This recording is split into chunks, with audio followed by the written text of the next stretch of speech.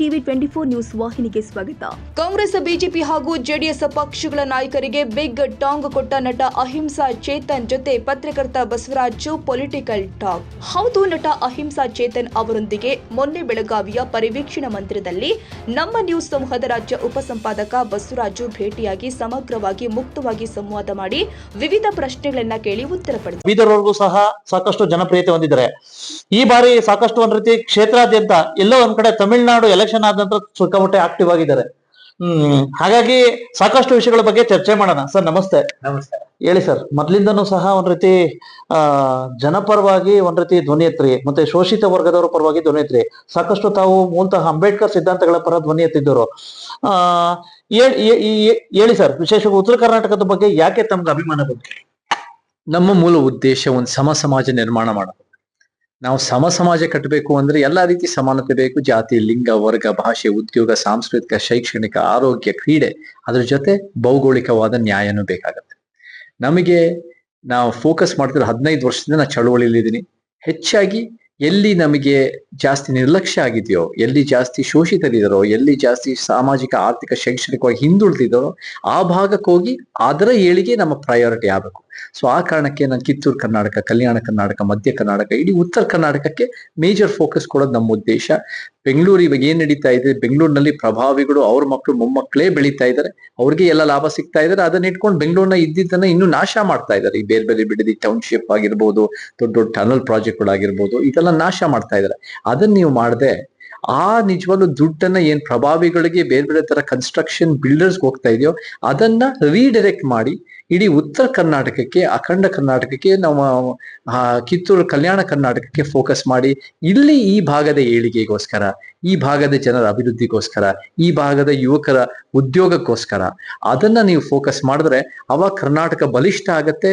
ಅವಾಗ ಒಂದೊಂದು ಸಂವಿಧಾನಕ ಕರ್ನಾಟಕ ಆಗತ್ತೆ, ಒಂದು ಸಮಾಜದ ಕರ್ನಾಟಕ ಆಗತ್ತೆ.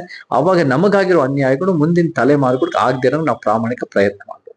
ಈಗ ವಿಶೇಷವಾಗಿ ದಕ್ಷಿಣ ಭಾರತ ಅಂದ್ರೆ ಎಲ್ಲ ಒಂದ್ ಕಡೆ ಸಾಕಷ್ಟು ಒಂದ್ ರೀತಿ ನಟರು, ಆಂಧ್ರ ಪ್ರದೇಶ ಇರ್ಬೋದು, ತಮಿಳ್ನಾಡು ಇರ್ಬೋದು, ಕೇರಳ ಇರ್ಬೋದು, ನಟರು ಯಶಸ್ವಿ ಆದ್ರು. ಕರ್ನಾಟಕದಲ್ಲಿ ಉಪೇಂದ್ರ ಅವ್ರು ಬಿಟ್ರೆ ನೀವೇ ಸಹ ಒಂದ್ ರೀತಿ ಸಾಕಷ್ಟು ಹೋರಾಟಗಳು ಮಾಡಿದ್ರಿ. ಈಗ ಒಂದ್ ರೀತಿ ರಾಜಕೀಯಕ್ಕೆ ವಿಶೇಷವಾಗಿ ಒಂದು ಪಕ್ಷ ಅನಿವಾರ್ಯ ಅಂತ ಹೇಳ್ಬಿಟ್ಟು ಹೋರಾಟ ಮಾಡ್ತಾ ಇದ್ದೀರಾ. ವಿಶೇಷವಾಗಿ ಸಾಕಷ್ಟು ಸಂಘಟನೆಗಳು ಮಾಡ್ಕೊತಾ ಇದ್ದೀರಾ. ಏನ್ ಸರ್ ನಿಮ್ಗೆ ಯಾರು ಇನ್ಸ್ಪಿರೇಷನ್? ನಮಗೆ ಸಿನಿಮಾ ನಟರಲ್ಲ ನಮ್ಮ ಮಾದರಿಗಳು, ಕ್ರಿಕೆಟ್ ಸ್ಟಾರ್ಗಳಲ್ಲ ನಮ್ಮ ಮಾದರಿಗಳು, ಶ್ರೀಮಂತ ಉದ್ಯಮಿಗಳು ಅಥವಾ ರಾಜಕಾರಣಿಗಳನ್ನ ನಮ್ಮ ಮಾದರಿಗಳು. ನಮ್ಮ ಮಾದರಿ ಯಾರು ಅಂದ್ರೆ ಯಾರು ನಿಸ್ವಾರ್ಥವಾಗಿ ಒಂದು ಸಮಾಜಕ್ಕೆ ಶ್ರಮಿಸ್ತಾರಲ್ಲ ಅವರೇ ನಮ್ಮ ಮಾದರಿಗಳು. ಆ ದಿಕ್ಕಿನಲ್ಲಿ ನಮಗೆ ಬಾಬಾ ಸಾಹೇಬ್ ಅಂಬೇಡ್ಕರ್ ಆಗಿರ್ಬೋದು, ತಂದೆ ಪೆರಿಯಾರು, ಕಾಂಶಿರಾಮ್ಜಿ, ಕುವೆಂಪು ಶತಮಾನದ ಕವಿ, ನಮ್ಮ ಶರಣರಾಗಿರ್ಬೋದು, ಅನೇಕರು ನಮಗೆ ಬಹಳ ಅದ್ಭುತವಾದ ಕೊಡುಗೆ ಕೊಟ್ಟಿದ್ದಾರೆ. ನಮ್ಮ ಕಣ್ಣಲ್ಲಿ ಅದನ್ನ ನಾವು ಒಂದು ಸಮಾಜಕ್ಕೆ ಒಂದು ಸೈದ್ಧಾಂತಿಕ ನೆಲೆಗಟ್ಟಲ್ಲಿ ಆ ಜನರ ಮುಂದೆ ಇಡಬೇಕು. ಯಾಕಂದ್ರೆ ನಾವೆಲ್ಲರೂ ಬೇರೆ ಬೇರೆ ಜಾತಿಗಳಿಗೆ, ಬೇರೆ ಬೇರೆ ಲಿಂಗಗಳಿಗೆ, ಊರುಗಳಿಗೆ, ಧರ್ಮಗಳಿಗೆ, ಮಾತೃಭಾಷೆಗಳಿಗೆಲ್ಲ ಹುಟ್ಟಿರ್ತೀವಿ. ಅದ್ಯಾವುದು ನಮ್ಮ ಆಯ್ಕೆ ಅಲ್ಲ. ಹುಟ್ಟಿದ ಮೇಲೆ ಏನ್ ಮಾಡ್ತೀವಿ ಅದು ನಮ್ಮತನ. ಹುಟ್ಟಿದ ಮೇಲೆ ನಾವು ಒಂದು ಸಮಾಜಕ್ಕೆ ಸಮಾನತಾವಾದಿಗಳಾಗಿ ಕೆಲಸ ಮಾಡ್ತೀವಿ. ಸೊ ನಮ್ಮ ಬೇರೆ ಬೇರೆ ರಾಜ್ಯದಲ್ಲಿ ಅವರು ಸಿನಿಮಾ ಸ್ಟಾರ್ಗಳಿಗೆ ಒತ್ತು ಕೊಟ್ಟಿರ್ಬೋದು, ಆ ಸಿನಿಮಾ ಸ್ಟಾರ್ಗಳು CM DCM ಆಗಿ ಬೆಳೆದಿರ್ಬೋದು. ಬಟ್ ನಮಗೆ ಆ ವೈಯಕ್ತಿಕ ಅಧಿಕಾರ ಹಿಡಿಯೋ ಪ್ರಶ್ನೆ ಬರಲ್ಲ. ನಮಗೆ ನಮ್ಮ ರಾಜ್ಯ ಬೆಳಿಬೇಕು, ನಮ್ಮ ಪರಿವರ್ತನೆ ಆಗ್ಬೇಕು. ನಾನು ಸಿನಿಮಾದವನು ಬೈ ಚಾನ್ಸ್, ಬಟ್ ನಾನು ಉದ್ದೇಶಪೂರ್ವಕವಾಗಿ ಕರ್ನಾಟಕಕ್ಕೆ ಒಂದು ಹೋರಾಟ, ಚಳವಳಿ, ಸೇವೆ ಮಾಡಬೇಕು.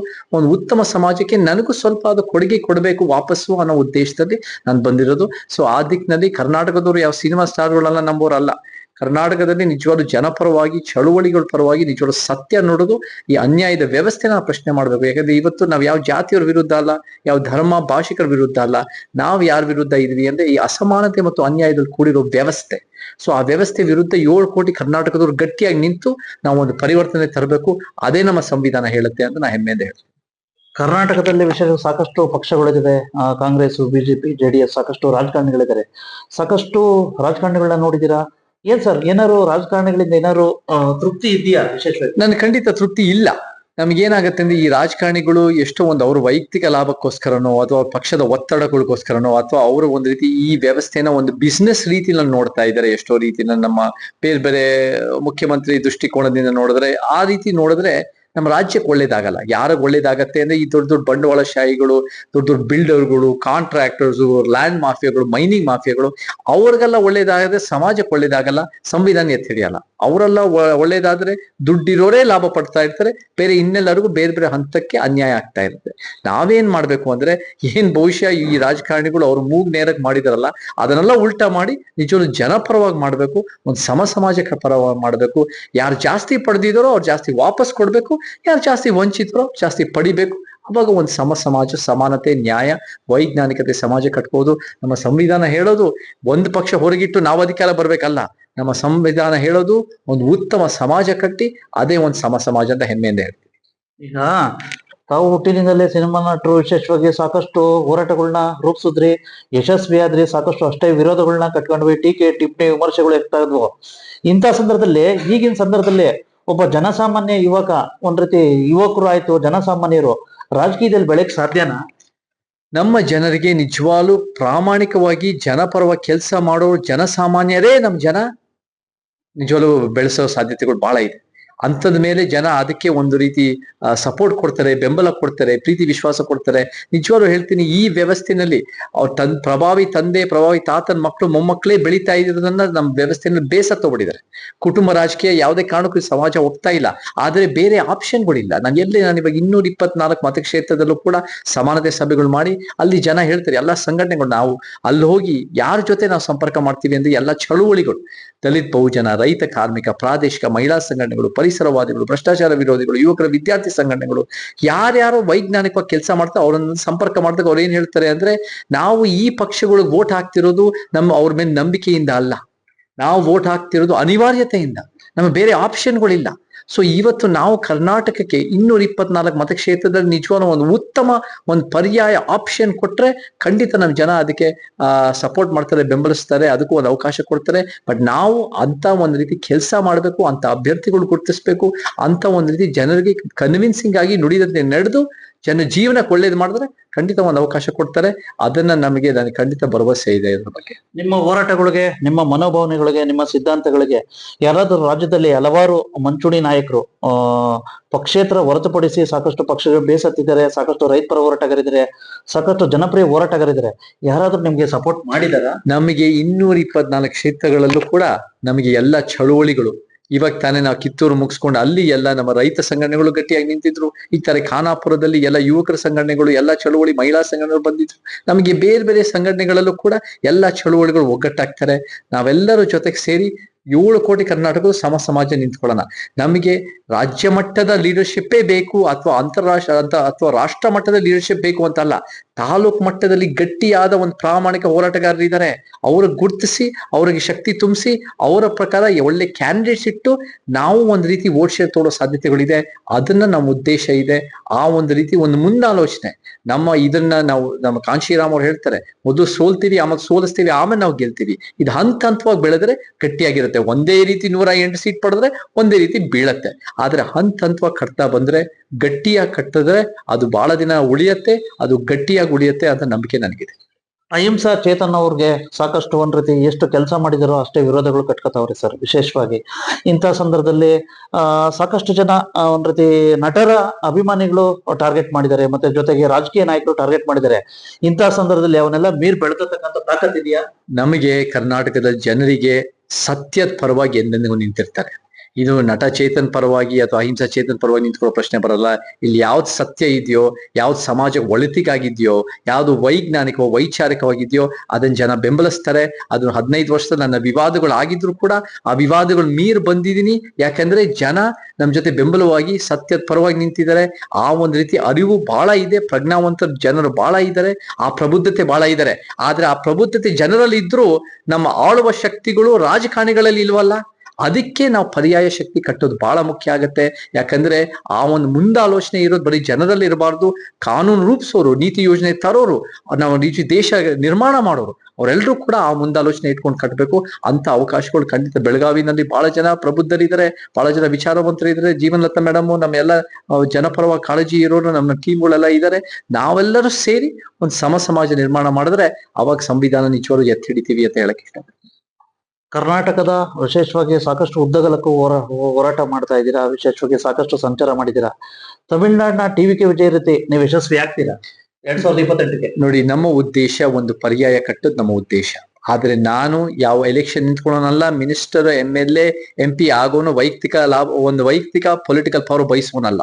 ನಮಗೆ ಕರ್ನಾಟಕದಲ್ಲಿ ಪ್ರತಿ ಒಂದು ಕ್ಷೇತ್ರದಲ್ಲೂ ಕೂಡ ನಮ್ಗೆ ನಿಜವಾಗ್ಲೂ ಒಂದು ಸಮಾನತವಾದ ಮುಖ್ಯಮಂತ್ರಿ, ಅದು ಸಮಾನತವಾದಿ ದಲಿತರಾಗಿರ್ಬೋದು, ಸಮಾನತವಾದಿ ಮಹಿಳೆ ಆಗಿರ್ಬೋದು, ಸಮಾನತವಾದಿ ಮುಸ್ಲಿಂ, ಲಿಂಗಾಯತ, ಒಕ್ಕಲಿಗ, ಯಾರೇ ಇರ್ಬೋದು, ಬ್ರಾಹ್ಮಣ, ನಾಸ್ತಿಕ ಅಥವಾ ಟ್ರಾನ್ಸ್ಜೆಂಡರ್, ಅದನ್ನ ಕರ್ನಾಟಕದ ಉತ್ತಮ ತಗೊಂಡೋಗಕ್ಕೆ ಸಾಮರ್ಥ್ಯ ಇದೆ. ನಾವ್ ಯಾರೋ ಒಬ್ರು ಸಿನಿಮಾ ಸ್ಟಾರ್ ಅವರು ಒಳ್ಳೆ ಡ್ಯಾನ್ಸ್ ಸ್ಟೆಪ್ ಹಾಕ್ತಾರೆ, ಪಂಚ್ ಡೈಲಾಗ್ ಹೊಡಿತಾರೆ ಸಿನಿಮಾದಲ್ಲಿ, ಯಾರೋ ಬರ್ದಿದ್ದಕ್ಕೆ ಅಂತವ್ರನ್ನೆಲ್ಲ ಮುಖ್ಯಮಂತ್ರಿ ಪ್ರಶ್ನೆ ಬರಲ್ಲ. ನಿಜವಾಗ್ಲೂ ಕರ್ನಾಟಕದಲ್ಲಿ ಜನಪರವಾಗಿರೋರು, ಕೆಲಸ ಮಾಡಿರೋರು, ಶ್ರಮಿಸಿರೋರು, ಅಂಥವ್ರು ನಮಗೆ ಲೀಡ್ ಮಾಡ್ಬೇಕು. ಅಂಥವ್ರು ಬಹಳ ಜನ ಇದ್ದಾರೆ. ನಾವೆಲ್ಲ ಸೈದ್ಧಾಂತಿಕವಾಗಿ ಅದನ್ನ ಹಿಂದೆನಲ್ಲಿ ಈ ರೀತಿ ಉತ್ತಮ ರೀತಿ ಗೈಡ್ ಮಾಡೋದು ನಮ್ಮ ಒಂದು ಉದ್ದೇಶ. ಬಟ್ ಅದನ್ನ ಕಟ್ಟೋರು ಬಹಳ ಜನ ಇದ್ದಾರೆ. ಅಂಥವ್ರಿಗೆ ಅವಕಾಶ ಮಾಡಿ ಒಂದು ವೇದಿಕೆ ಮಾಡ್ಕೊಡೋದು ನಮ್ಮ ಉದ್ದೇಶ.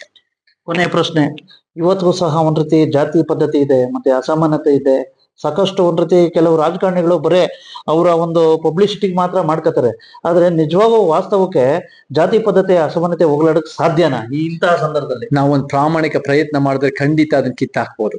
ಆದ್ರೆ ಇವಾಗ ಏನಾಗ್ತಾ ಇದೆ ಅಂದ್ರೆ ಎಲ್ಲರೂ ಜಾತಿನ ಸ್ವಂತವಾಗಿ ಲಾಭ ಮಾಡ್ತಾ ಇದಾರೆ, ಅಥವಾ ಜಾತಿನ ಗುರ್ತಿಸದೆ ಅವ್ರ ರೀತಿ ಹಿಂದುತ್ವ ಮಾಡ್ತಾ ಇದಾರೆ. ಯಾರು ಕೂಡ ನಿಜವಾಗ್ಲೂ ಈ ವ್ಯವಸ್ಥೆನಲ್ಲಿರೋ ಅಸಮಾನತೆ, ಅದು ಪುರುಷ ಪ್ರಧಾನ ವ್ಯವಸ್ಥೆ ಇರ್ಬೋದು, ಜಾತಿ ಬ್ರಾಹ್ಮಣ್ಯದ ವ್ಯವಸ್ಥೆ ಇರ್ಬೋದು, ಬಂಡವಾಳಶಾಹಿ ವ್ಯವಸ್ಥೆ ಇರ್ಬೋದು, ಭಾಷೆ ತಾರತಮ್ಯ ಇರ್ಬೋದು, ಸ್ಟಾರ್ ಕಲ್ಚರ್ ಇರ್ಬೋದು, ಎಲ್ಲಾ ರೀತಿಯ ಅಸಮಾನತೆಗಳು ತುಂಬಿ ತುಳುಕ್ತಾ ಇದೆ. ಆ ಅಸಮಾನತೆ ಕಿತ್ತಾಕೋದು ನಮ್ಮ ಉದ್ದೇಶ. ಆ ಅಸಮಾನತೆ ಕಿತ್ತಾಕ್ಬೇಕು ಅಂದ್ರೆ ನಮ್ಗೆ ಏನ್ ಬೇಕು? ಒಂದು ಅಹಿಂಸಾವಾದದ ಪರಿವರ್ತನೆಯ ಪ್ರತಿರೋಧದ ಕ್ರಾಂತಿ ಬೇಕು. ಅದೇ ಸಮ ಸಮಾಜ.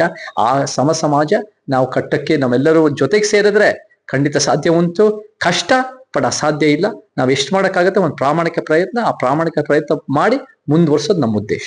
ನಿಮ್ಮ ಪಕ್ಷ ಅಥವಾ ನಿಮ್ಮ ಒಂದ್ ರೀತಿ ಚಳುವಳಿ ಸಂಘ 2028ಕ್ಕೆ ಸ್ಪರ್ಧೆ ಮಾಡ್ತೀರಾ? ನಾವು ಗಟ್ಟಿಯಾಗಿ ಕರ್ನಾಟಕದ ಮೂಲೆ ಶಕ್ತಿ ಕಟ್ಟಿ ನಾವೆಲ್ಲ ಒಗ್ಗಟ್ಟಾಗಿ, ಅನೇಕ ವಿಚಾರವಂತರಿದ್ದಾರೆ, ಅನೇಕ ಅನುಭವ ಇರೋರು ಇದ್ದಾರೆ, ಅನೇಕ ಚಳುವಳಿ ಮಾಡೋರು ಇದ್ದಾರೆ, ಅವರೆಲ್ಲರಿಂದ ಮಾಹಿತಿ ಪಡೆದು ನಾವೆಲ್ಲರೂ ಒಂದು ಜೊತೆಗೆ ಸೇರಿ ಒಂದು ತೀರ್ಮಾನ ಮಾಡ್ತೀರಿ. ಅದೇ ಕರ್ನಾಟಕಕ್ಕೆ ಪರ್ಯಾಯ ಬೇಕು, ಕರ್ನಾಟಕಕ್ಕೆ ಪರಿಹಾರ ಬೇಕು, ಕರ್ನಾಟಕ ಪರಿವರ್ತನೆ ಬೇಕು.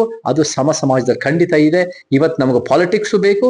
ಇವತ್ತಲ್ಲ ನಾಳೆ ನಾವು ಗಟ್ಟಿಯಾಗಿ ಒಂದು ಪರ್ಯಾಯ ಇಟ್ಟು ಜನರ ಜೊತೆ ನಾವು ಸೇರಿ ನಾವು ಒಂದು ಗಟ್ಟಿಯಾಗಿ ಕರ್ನಾಟಕ ಪರಿವರ್ತನೆ ತರೋ ಒಂದು ಉದ್ದೇಶ ಇದೆ.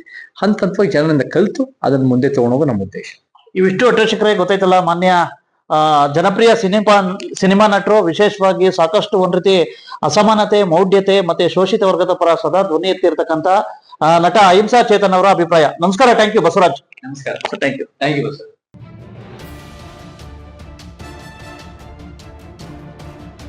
ಕನ್ನಡಿಗರ ಮೆಚ್ಚಿನ ನಿಮ್ಮ ಟಿವಿ 24 ಕನ್ನಡ ನ್ಯೂಸ್ ವಾಹಿನಿ ಇದೀಗ ಟಿವಿಯಲ್ಲಿ ಲಭ್ಯ. ಕರ್ನಾಟಕ ಮತ್ತು ದೇಶ ವಿದೇಶದ 360 ಡಿಗ್ರಿ ಸುದ್ದಿ ಹಾಗೂ ಉತ್ತರ ಕರ್ನಾಟಕ, ಬೆಳಗಾವಿ, ಬಾಗಲಕೋಟೆ, ಧಾರವಾಡ, ಹಾವೇರಿ, ಗದಗ, ಬಿಜಾಪುರ ಜಿಲ್ಲೆಯ ಕ್ಷಣ ಕ್ಷಣದ ವಿವರವನ್ನ ಪಡೆಯುವುದಕ್ಕೆ ಟಿವಿ 24 ಕನ್ನಡ ನ್ಯೂಸ್ ವಾಹಿನಿಯನ್ನ ಲೈಕ್ ಮಾಡಿ, ವಿಡಿಯೋಗಳನ್ನ ಶೇರ್ ಮಾಡಿ, ಕಮೆಂಟ್ ಮಾಡುವ ಮೂಲಕ ನಮ್ಮ ವಾಹಿನಿಗೆ ಸಹಕಾರ ನೀಡಿ ಮತ್ತು ಚಾನೆಲ್ ಅನ್ನ ಸಬ್ಸ್ಕ್ರೈಬ್ ಮಾಡಿ. Thank you.